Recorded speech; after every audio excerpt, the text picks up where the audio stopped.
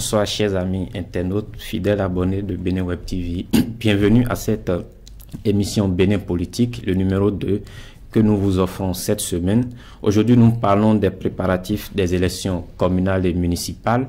Et en studio, j'ai avec moi Habib Arandessi. Il est président du mouvement socialiste révolutionnaire, un mouvement politique de l'opposition qui soutient l'union sociale et libérale donc de Sébastien Adiavon.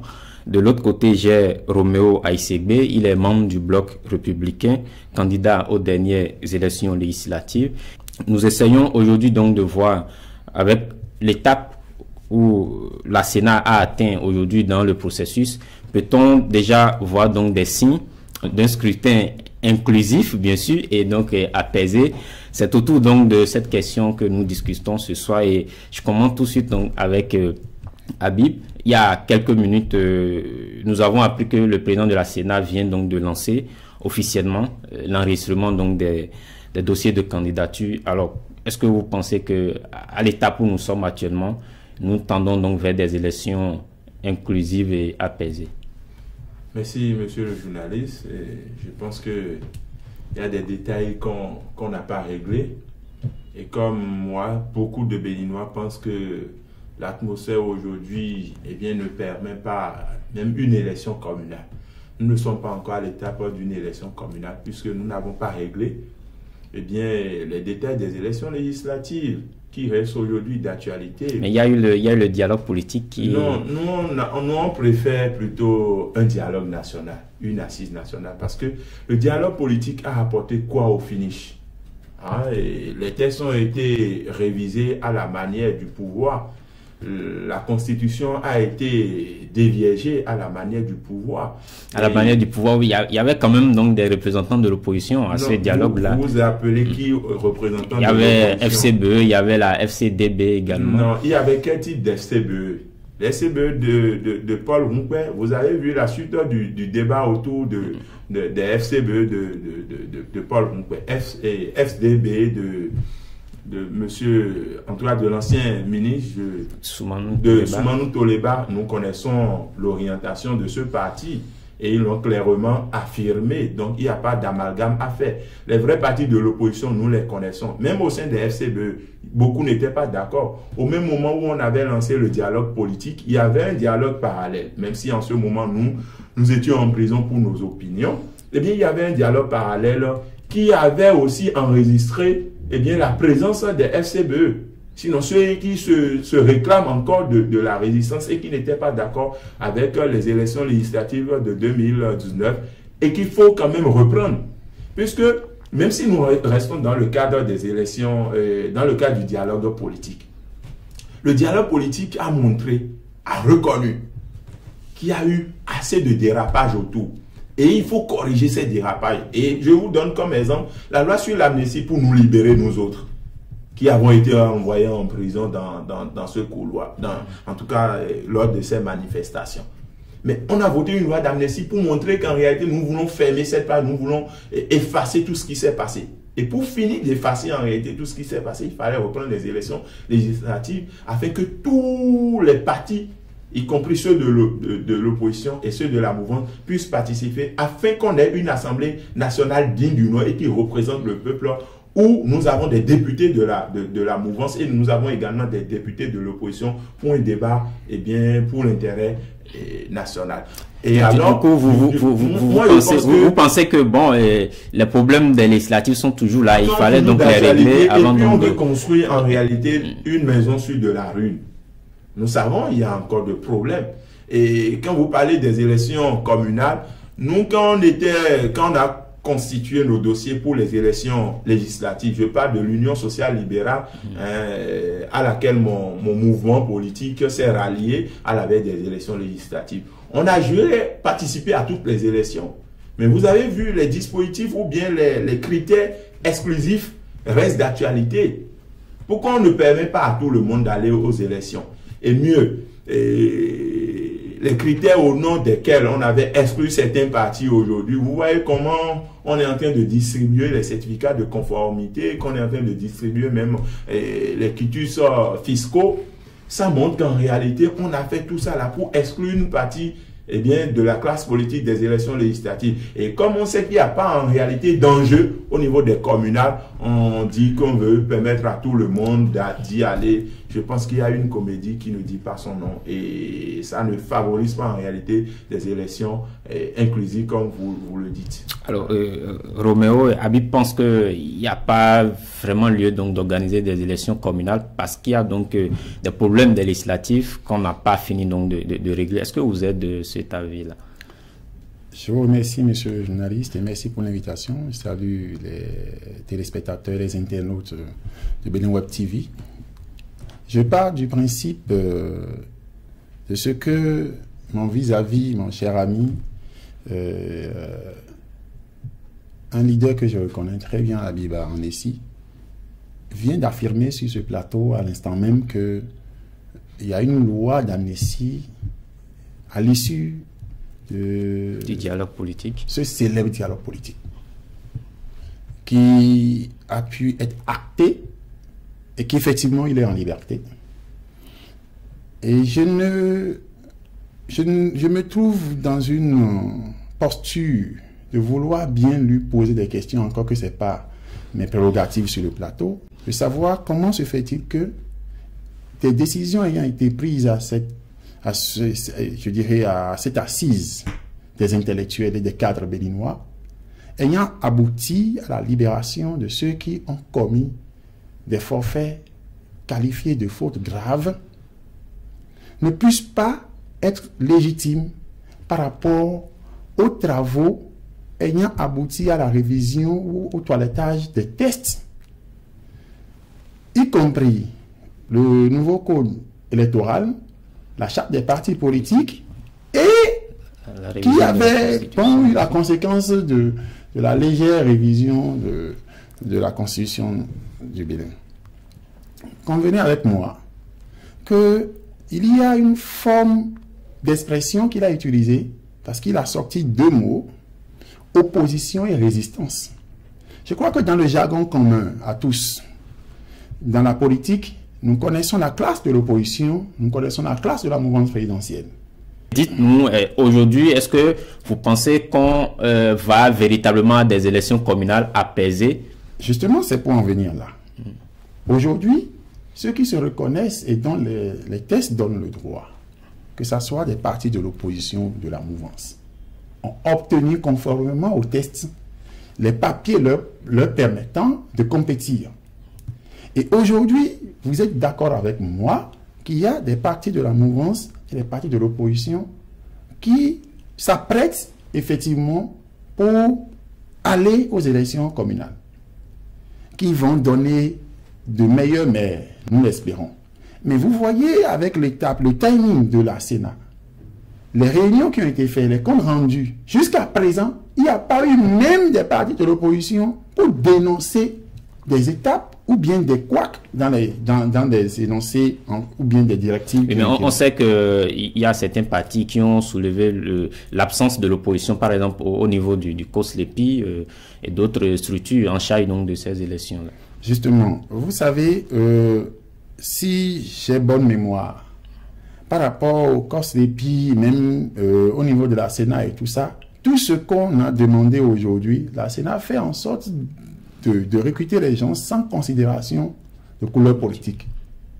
Si quelqu'un estime que, et comme c'est le cas chez les opposants, si quelqu'un estime que si un de leurs réussit à être dans une instance donnée, il n'est plus de l'opposition, ça c'est tant mieux. Parce qu'aujourd'hui, nous reconnaissons des gens qui sont de la mouvance, des gens qui sont de l'opposition, mais ce qui est dramatique est que des gens de l'opposition traitent les leurs de ne pas être de l'opposition. Comment voulez-vous? Est-ce que c'est le président de la République qui va maintenant doiter quelqu'un pour dire « toi, tu es de l'opposition » C'est ça aussi le problème. Et je peux vous rassurer que, en suivant les démarches par rapport à ce qui s'est passé en 2019 pour les élections législatives, nous avons constaté à chaque étape que la volonté de la Sénat, la volonté des institutions de l'État, de faire participer tout citoyen voulant contribuer à la construction de notre vie publique a accès effectivement aux documents exigés par la loi. Et donc, pour moi, les citoyens peuvent, le peuple béninois peut être à l'aise de comprendre que, pour une fois, après les années dernières, après ce que nous avions connu pour les législatives de 2019, que les élections qui s'annoncent montrent d'abord le signe de l'inclusion dans son entièreté, l'accès aux documents administratifs qui pourraient nécessiter normalement des paiements. Je crois qu'on a même tenu compte de la situation sociale, de la crise économique, pour suspendre même certains paiements. On a donné un certain nombre d'accès aux documents d'état civil et autres pour permettre à ce que tout citoyen voulant se rendre effectivement à ces élections-là puisse y aller. Et ça répond à ce que la volonté de remanier un peu le système partisan est aboutie. C'est qu'on puisse laisser place aux idées et faire disparaître l'action de l'argent dans les élections en République du Bénin. Je crois que cette élection est une bonne expérience, c'est un tremplin pour faire l'expérience de cet aspect-là. Voilà. Alors, Habib Roméo a évoqué quand même beaucoup d'aspects qui aujourd'hui montrent que nous allons quand même vers des élections inclusives, apaisées et tout. Aujourd'hui, au-delà donc des deux blocs de la mouvance qui ont participé aux législatives, il y a une dizaine de partis politiques également qui ont leur récépissé d'enregistrement, qui ont cette possibilité donc de participer aux élections. Alors aujourd'hui, est-ce qu'on peut, s'il arrive qu'un parti de l'opposition ou même de la mouvance ne participe pas donc au communal, est-ce qu'on peut encore accuser le gouvernement? Bien sûr, je voudrais revenir sur une expression que mon camarade a utilisée tout à l'heure, la résistance. Je voudrais dire l'évolution, l'opposition peut évoluer lorsque surtout nous sommes dans un système comme le nôtre où toutes les institutions de la République sont embrigadées par une seule entité qui est le pouvoir exécutif.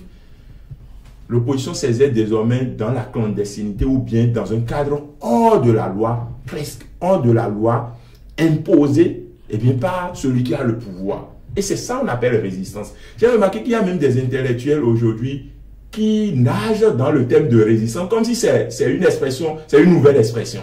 Il n'y a pas de nouvelle expression. On dit résistance et vous dites qu'il n'y a pas de cadre légal. Justement, la résistance n'a pas de cadre légal. La résistance défie en réalité c'est-à-dire l'imposition du dictateur en griffe. Parce qu'aujourd'hui, ça dépend de comment on apprécie les choses. Donc, je voudrais clarifier cela. Quand on dit opposition, c'est lorsque le pouvoir reconnaît que ces partis-là, en réalité, sont de l'opposition. Le jour que le pouvoir dit non, vous n'êtes pas de l'opposition, nous ne vous reconnaissons pas, nous ne vous donnons pas vos récépissés pour aller aux élections législatives, vous basculez.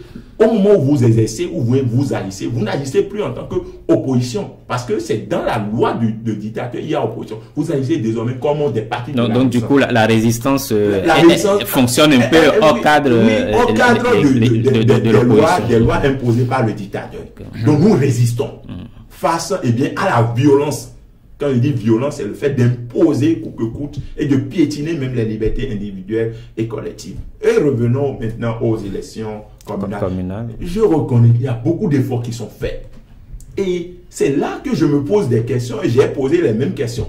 Pourquoi avoir fait tout ça là c'est-à-dire pourquoi avoir écarté les partis de l'opposition au cours des élections législatives si on sait qu'on a la possibilité, le chef de l'État avait la possibilité de faire tout ce qu'il est en train de faire aujourd'hui. Je vous dis, il n'y a pas d'enjeu.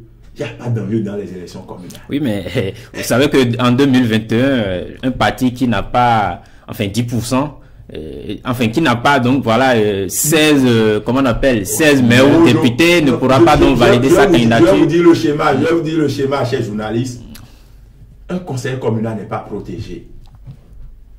Un maire n'est pas protégé. Nous savons que le maire, on peut révoquer le maire, on peut le destituer, on peut acheter un conseiller communal.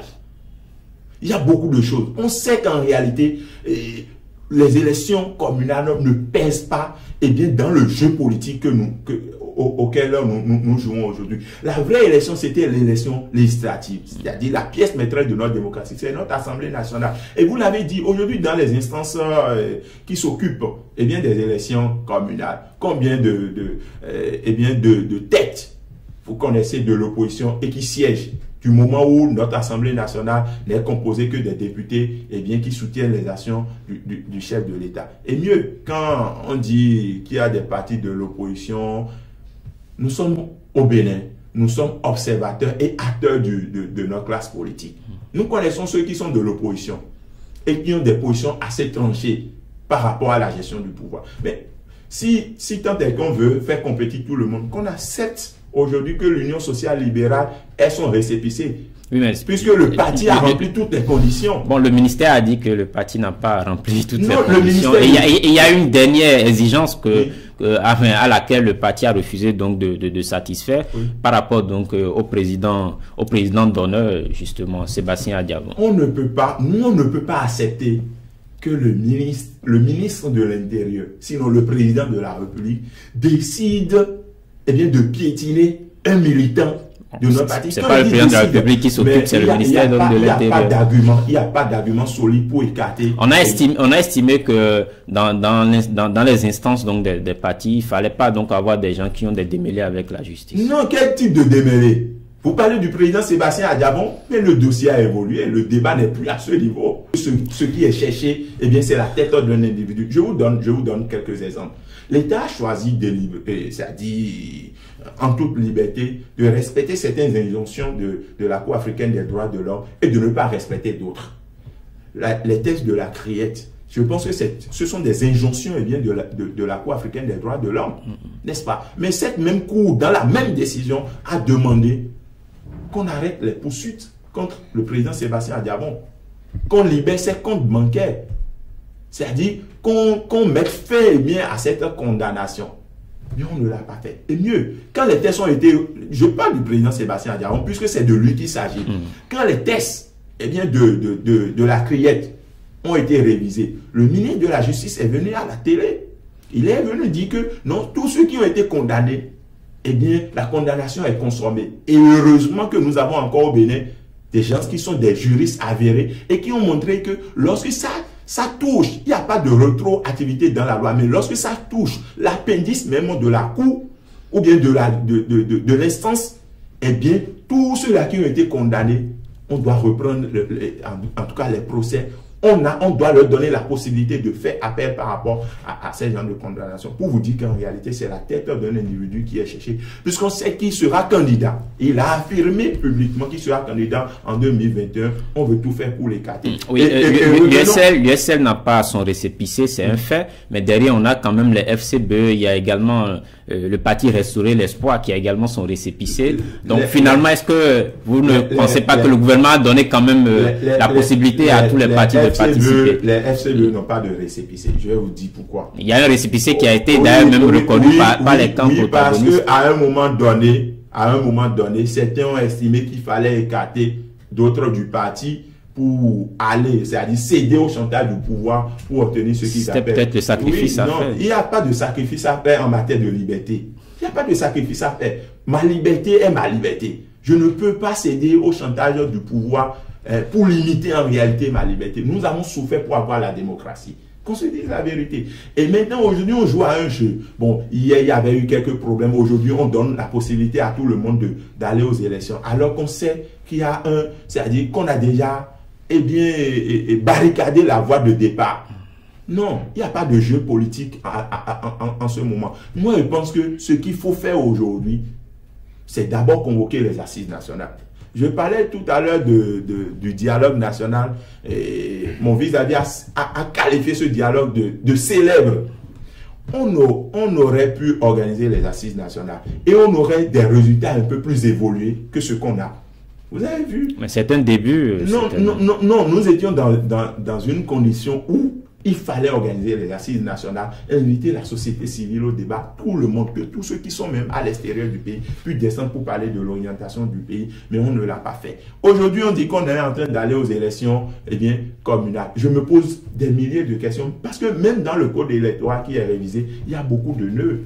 Il y a beaucoup de nœuds. On parle de 10% aujourd'hui, en tout cas, du suffrage exprimé. Je me demande dans quel contexte on veut faire tout ça là. Puisqu'aujourd'hui, le président de la République est arrivé à imposer presque à tout le monde. Je dis imposer parce qu'il y a des gens qui n'ont pas peut-être la volonté d'y être, parce que entre-temps, ces gens-là sont mêlés à des dossiers, ils sont obligés d'y rester. Aujourd'hui, c'est les deux grands blocs du président de la République qui s'exercent sur le terrain et c'est eux qui ont la possibilité d'organiser tout. Vous avez vu la fois dernière, l'ancien maire ou bien l'honorable Badamassi a organisé des marches. Je me demande si l'opposition... Oui, mais l'opposition, on n'a pas eu vent de ce que... Un parti de l'opposition a voulu donc organiser une manifestation et que cela a été donc interdit. Assez. Nous avons vu la manifestation à Parakou qui a été empêchée. Oui, mais parce que après l'ancien ministre Théophile Yarou a quand même reconnu que bon, en temps, il n'y avait pas eu donc une demande d'autorisation. Il y avait bel et bien une demande d'autorisation. D'abord, on ne demande pas une autorisation dans un état de droit pour manifester. On informe l'autorité. Oui, mais justement, on informe l'autorité, mais on a quand même donc des lois qui encadrent toute manifestation publique. On met en place en réalité le dispositif pour encadrer, pas pour empêcher. Parce que si on demande à l'autorité une demande de manifestation, vous êtes d'accord avec moi que l'autorité peut décider d'accepter ou non. Pour vous dire quoi, aujourd'hui, il y a lieu qu'on aille s'asseoir avant les élections communales. Nous sommes à la porte de ces élections. Habib pense qu'il faut donc encore s'asseoir et parler. Est-ce que vous pensez que c'est opportun? Un autre dialogue bis, c'est pas un dialogue bis, plutôt des assises nationales. Je pars dans un principe que poliment, j'ai laissé le temps de parole à Habib. Et que vous puissiez voir l'équilibre aussi au niveau de... Vous aurez tout le temps donc, de revenir sur les différents aspects qu'il a abordés d'ailleurs. Je pense que nous sommes à une étape au XXIe siècle qu'il faut éviter au maximum les rétropédalages. Et la perfection, ce n'est pas de la théorie directe à la pratique qu'on l'atteint. C'est pas à pas. L'anglais dira step by step. Vous savez, aujourd'hui, je me réjouis que mon camarade de lutte, Habib Arnesi, reconnaisse que d'une certaine manière, et cela l'exprime sur les plateaux ici, que nous sommes dans un état où on peut dire sur les médias ce que l'on pense intrinsèquement sans rien craindre. Il y est arrivé une étape dans la République du Bénin où nous avons imprimé à nous-mêmes une marque, c'est-à-dire nous fixer des objectifs et les atteindre. Je voudrais rappeler quelque chose. Nous sommes dans la fièvre des 30 ans de la conférence des forces vives de la nation.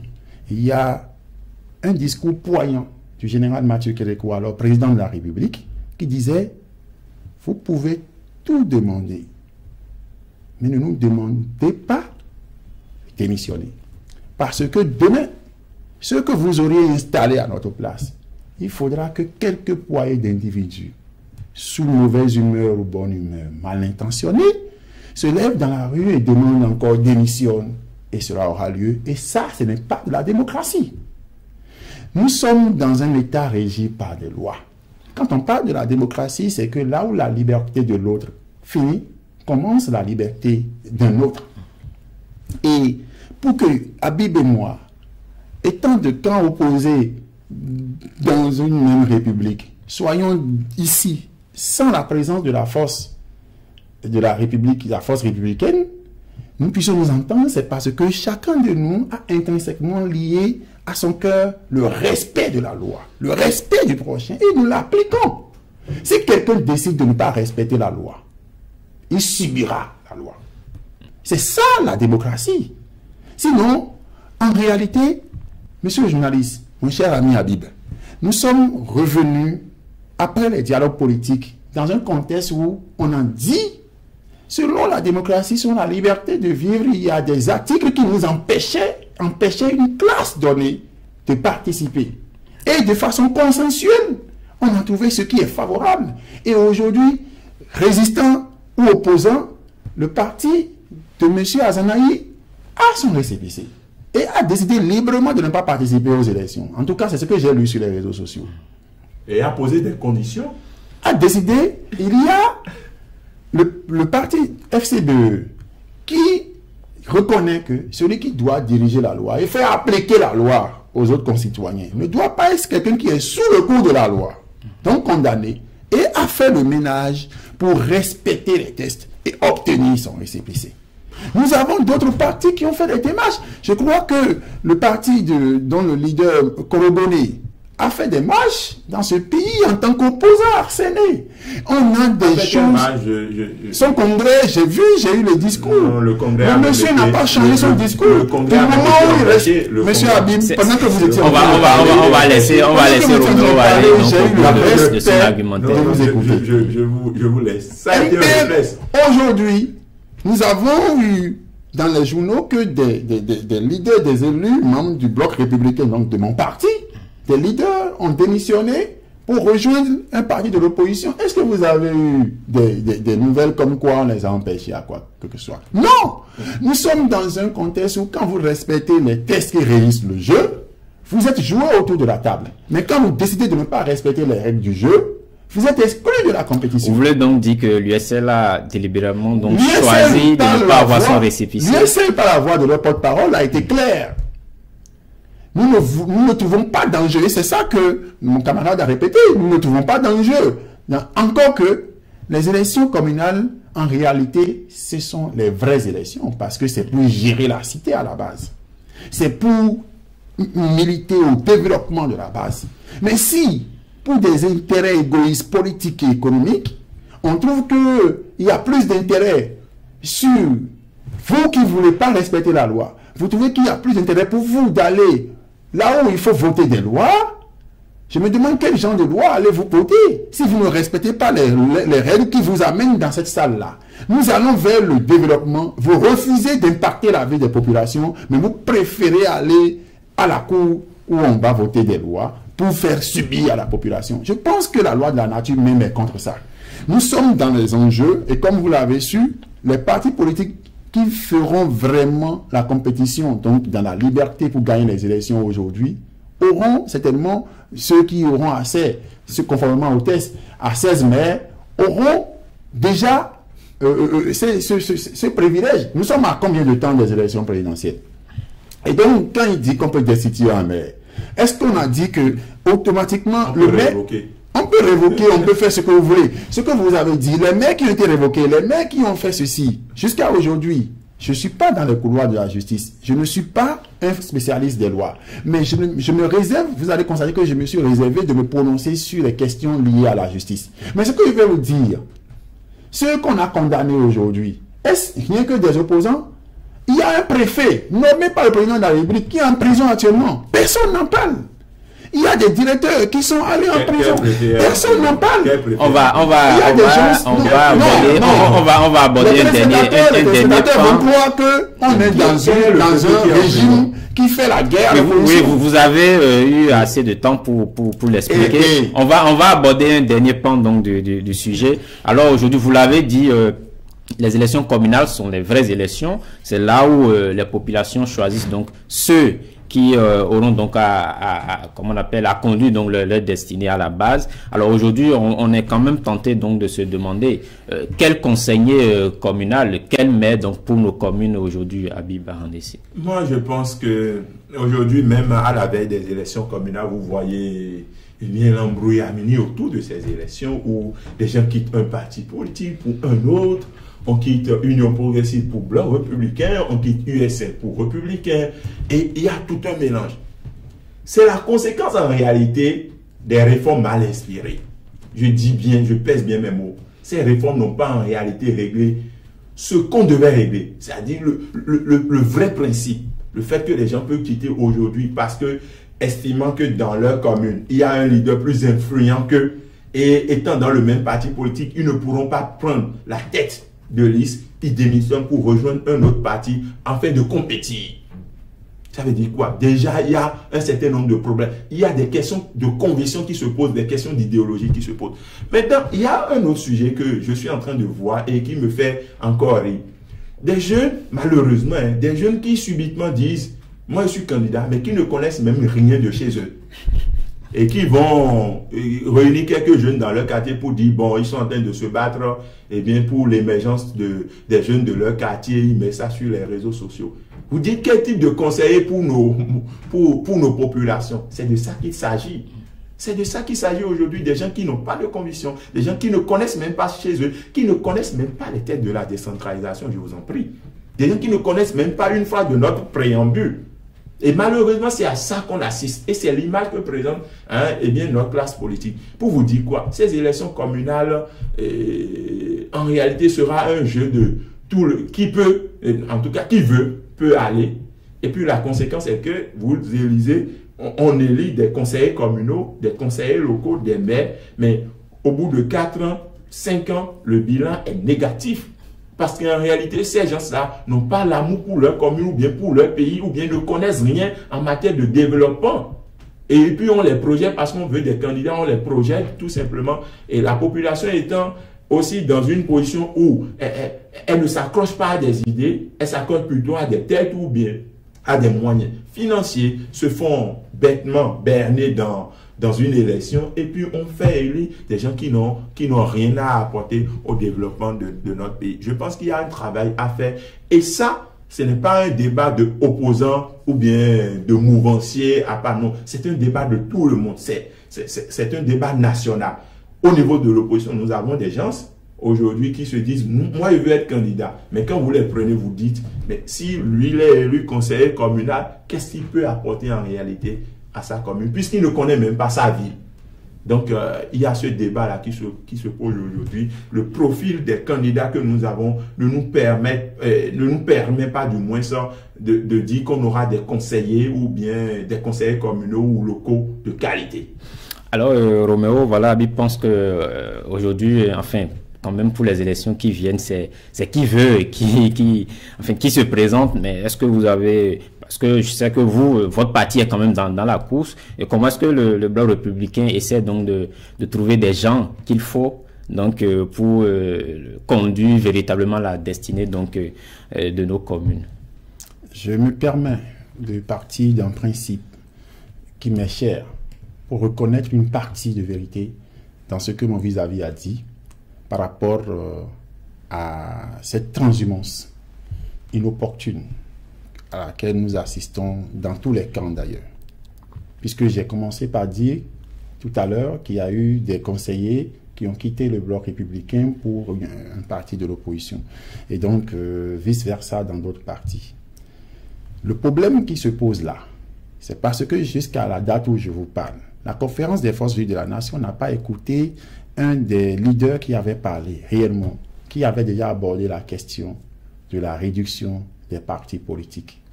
Puisque nous avons quitté fraîchement une cour de roi Péto, une cour où tout le monde est roi, où tout le monde a son parti politique. Et encore que dans ces contextes, avant, on parlait de celui qui peut, en tenant compte des moyens financiers dont il disposait. Mais on peut avoir l'argent et avoir la tête vide, et avoir des actes entre griffes, un relationnel puant. Et ce que nous avons constaté.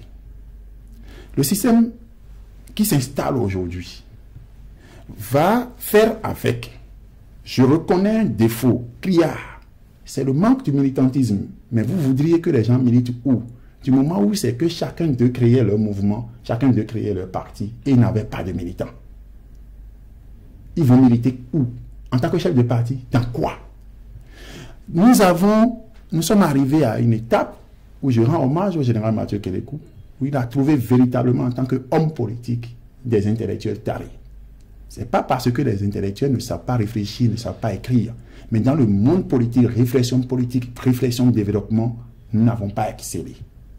Puisque effectivement, l'essentiel autour duquel il fallait construire l'idéal pour développer notre nation, nous n'avons pas perdu du temps pour ça. Nous n'avons pas pris du temps pour ça. Ça nous a rattrapés. Ça nous a rattrapés, prenons ça avec l'État. Prenons ça avec l'État et espérons la correction chemin faisant. Mais, je reviens à un mais. Le mais, c'est que si vous n'allez pas au charbon, on ne verra pas vos défauts. Si vous n'êtes pas mis à la lumière, on ne saura pas que votre chemise blanche a des taches. Et donc, ces leaders qui s'affirment, moi je les encourage. Tous les jeunes qui aujourd'hui aspirent à diriger leur localité, je les encourage.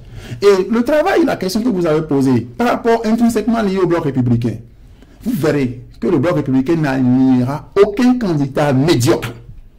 Il peut être assez bien. Pourquoi? Le travail minutieux qui s'est fait dans l'intimité des aînés, donc de l'hierarchie de notre parti, est que nous avons mis les moyens pour détecter des leaders capables. C'est vrai, quand on ouvre la liste, on demande à tout le monde qui veut de venir déposer sa candidature. Mais ce n'est pas tous ceux qui ont déposé qui sont sélectionnés. C'est qu'il y a un travail qui continue encore sur le terrain et qui effectivement a déjà donné des résultats pour pouvoir donner la liste, mais qui a fait un tamis réel. Compte tenu, puisqu'on ne peut pas inventer des leaders venant d'une localité, c'est des élections qui touchent réellement des communes et des arrondissements. Donc, compte tenu de l'image de l'arrondissement, les jeunes et les femmes et les hommes, les âgés, les aînés du moins, qui aspirent à participer à la vie politique de leur localité, qui se sont présentés, un travail a été fait avec des spécialistes dans le domaine qui ont été recrutés pour nous sortir les meilleurs qui peuvent donner les résultats. Mais, ça ne dépendra pas des individus. Parce que désormais, comme vous le savez, les 10% imposent que ça soit un parti politique au plan national. Donc, c'est un projet de société du parti qui sera exécuté. Ce n'est pas les idées de l'individu qui sera élu, qui sera exécuté. Et donc, par rapport à ça, ça pourrait corriger d'avance, et ça corrige d'avance un certain nombre d'erreurs auxquelles on ne va pas assister. Ce n'est pas au soir de 5 ans ou 6 ans de leur mandature qu'on fera les résultats, mais c'est parce que c'est à l'exécution d'un projet réellement défini qu'on pourra atteindre les objectifs. Et ceux qui se sont abstenus ont tort. Alors, chers amis internautes, merci de nous avoir suivis. C'est tout pour aujourd'hui. C'était Bénin Politique. J'étais en studio avec Habib Arandessi, membre de l'opposition, Roméo Aïssegbe, membre du Bloc républicain, un parti donc de la mouvance présidentielle. Merci une fois encore et à la prochaine.